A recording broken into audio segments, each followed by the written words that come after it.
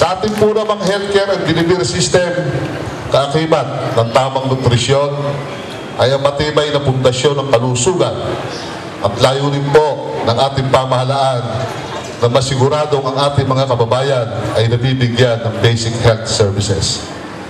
Upang maiwasan ang pagkalat na sakit tulad ng STD, AIDS, and leprosy, ay nagsagawa po ng health teaching sa 150 na estudyante, mga guro, magulang ng Galvez National High School, Pasiano Rizal, Tagumpay at Maytin. 1,630 na batang may edad na 9 months pataas hanggang 6 na taon ay nabigyan ng bakuna sa tigdas. Sa ginanap na skin clinic noong pong February noong nakaraan taon ay nagkaroon po ng 75 beneficiaries. Sa taong 2011 hanggang 2012 ay may 142 na kababaihan ang nabigyan ng pagkakataon sa libreng pap smear at nabigyan ng medical attention para masiguro natin na ang kalusugan ng ating mga kababaihan ay nabibigyan pansin. Para naman po sa ating garantisadong pambata program, mahigit 7,000 na bata ang nabigyan ng kontrabulate at ng vitamin A supplement. Engaging expanding program for immunization ay ating pinatitibay din. Sa kasalukuyan ay meron po tayong 1,563 na fully immunized children dito sa ating bayan. Para naman po sa ating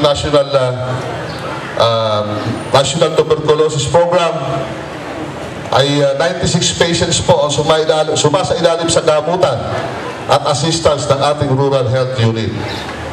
Tayo din po ay nabiyayaan ng halagang 195,000 pesos mula sa DOH Regional Office upang makapaglagay ng dahakan o duraan para sa mga pasyenteng nais magpa-sputum exam.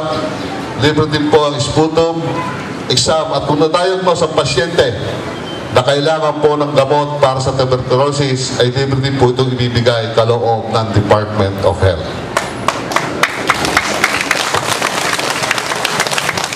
Ang mga gamot na pangangailangan po ng ating mga kababayan ay nasa health center din natin. Mayroon po nakatalaga na isang taga-DSWD personnel sa ating RHU kung saan pagkareseta ng gamot ay maaaring magpa-assess upang makakuha ng libreng gamot ang ating mga kababayan sa nangangailangan. Upang ang ating bayan ay makaiwas sa dengue, nagsagawa ng OL-TRAP orientation ng ating mga health workers at nag-distribute naman ng OL-TRAP na nagmula sa DOH Regional Office. Nagsagawa din po tayo ng fogging sa mga barangay at health teaching patungkol sa dengue at pamamaraan kung paano ito maiiwasan. Tuwing Abril ay nagdaraos po tayo ng Operation Tuli para sa mga kabataan lalaki. Simula po noong 2010 na personal na sinumulan ng aming pamilya ang nasabing programa.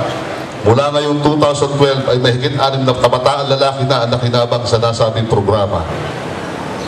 Bilang karagdagang serbisyo sa kagandahan loob ng ating bagong Municipal Health Officer na si Dr. Arnold Plima, tayo po Dr. Plima, na isang surgeon ay nagsasagawa po siya ng mga minor surgery na kayang tugunan sa ating health center. At noong July 2012 po, ngayong taong kasalukuyan, tayo po ay PhilHealth accredited na ang ating health center. Malaking bagay po ang accreditation na ito sapagkat ang ating mga kababayan na mayroon pong PhilHealth card ay maaari mag-avail ng mga libreng laboratory na nakatie up po sa St. Jude, CBC urinalysis, fecalysis, chest x-ray, lipid profile at BP monitoring. Isa po sa pangarap at misyon na inyong maliit na lingkod ay ang mapalaki ang ating Rural Health Unit. Nais ko po magkaroon ng 24 hours na lying in at least 10 bed capacity na pwedeng i-manage ang mga simple cases of dengue and dehydration. Sa ngayon po, ang susunod na ayusin ng ating Municipal Health Office ang maternal care pack upang matupad ang ating pangarap na magkaroon ng sariling lying-in ng ating bayan.